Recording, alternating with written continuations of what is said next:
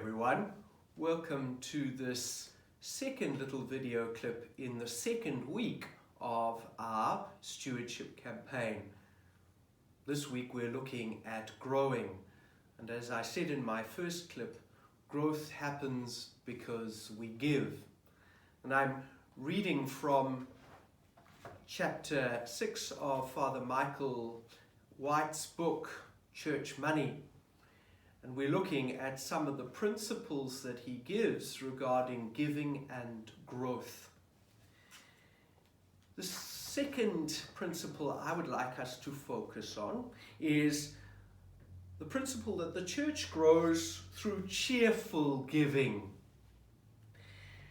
St. Paul spends chapters 8 and 9 of his second letter to the Corinthians, and you can go and have a look at that letter and those chapters, focused on giving and generosity.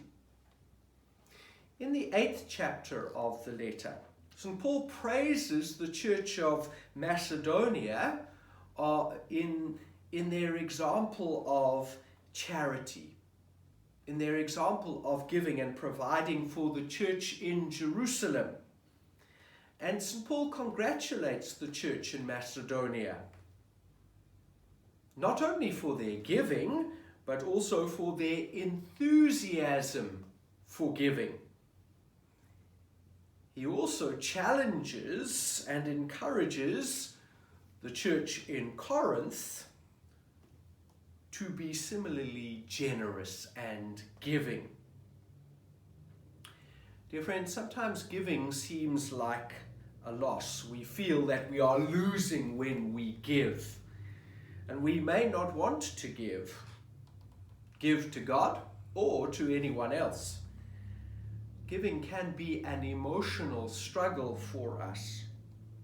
But St. Paul works to dispel our resistance to giving by teaching us to reframe our notion of giving. He challenges us not to think of giving as diminishing our resources, but rather investing our resources. It is sowing seed. The farmer cheerfully sows his seed because he knows that eventually he will have a harvest. There will be fruit, a product from the seed. So he doesn't sow grudgingly, he sows cheerfully and generously.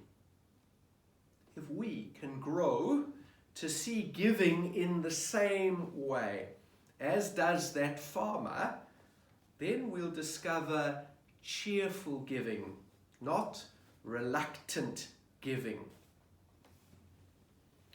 Dear friends, giving actually glorifies God, and it attracts others to the church. Over and over again in Scripture, we find this simple point. Giving gladly serves as a key ingredient to the church's growth. And that's been the case right from the very beginning of the church. Look at the Acts of the Apostles. How people sold their possessions, gave things away, and brought the money to the apostles, laid it at their feet. And this principle holds true not only for the early church, but for the church in our generation as well. Growing parishes have growing budgets, not shrinking budgets. If the budget is shrinking, the church is dying. Think about that. When parishioners gladly give more, the parish can do more. And cheerfulness is attractive.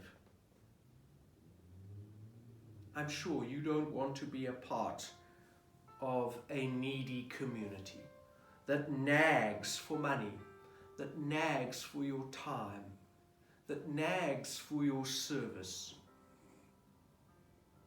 Surely You want to belong to a parish that sees money, that sees ministry, that sees giving and sharing of time as a tool for serving and fueling our mission. And if we can do that, others around will see that too. And they will want to belong to a community that gives generously and gladly for the church's mission. When people are giving, they're growing as disciples. Givers are more likely to serve, get into small groups like our Vine groups, go on mission trips and invite their friends who are not Catholic Christians, invite them in to come and discover who we are and what we do. Giving people do that. People who hold on to their gifts and their talents generally don't see the need around them. The need for God, the need for assistance, the need for love and compassion.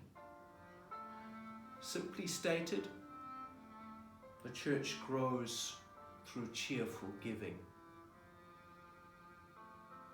Let's reflect on that. Let's consider how cheerful we are, how generous we are.